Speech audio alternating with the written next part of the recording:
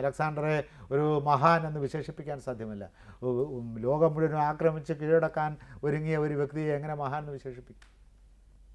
16-ാമത്തെ വയസ്സിൽ അദ്ദേഹം ചെയ്ത ഒരു പ്രവൃത്തി അറിയാമോ? മദ്യപിച്ച്, മതോന്മത്തൻ എന്ന് പറയുന്നില്ല, മദ്യപിച്ച് ലക്ക് കെട്ട് അദ്ദേഹം ദർബാർ ഹാളിലേക്ക് കയറിച്ചു. അപ്പോൾ കുടിച്ചിട്ടാണോ ദർബാർ ഹാളിലേക്ക് വരുന്നതെന്ന് ഫിലിപ്പ് ചോദിച്ചു അദ്ദേഹത്തിൻ്റെ പിതാവ്. ഒറ്റടി വെച്ച് കൊടുത്ത് മുഖത്തിട്ട്, കാരണം കിട്ടിയിട്ട്. അതാണ് ഈ അലക്സാണ്ടർ എന്ന് പറയുന്ന മഹാൻ.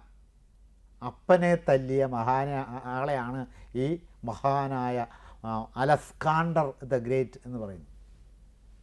പിന്നെ ലോകം മുഴുവനും കീഴടക്കി തൻ്റെ സ്വന്തമാക്കണമെന്ന് വിചാരിക്കുന്ന ഒരാളിൽ എങ്ങനെയാണ് മഹത്വത്തിൻ്റെ ബീജമുണ്ടായിരിക്കുക എന്ന് എനിക്ക് മനസ്സിലാകുന്നില്ല.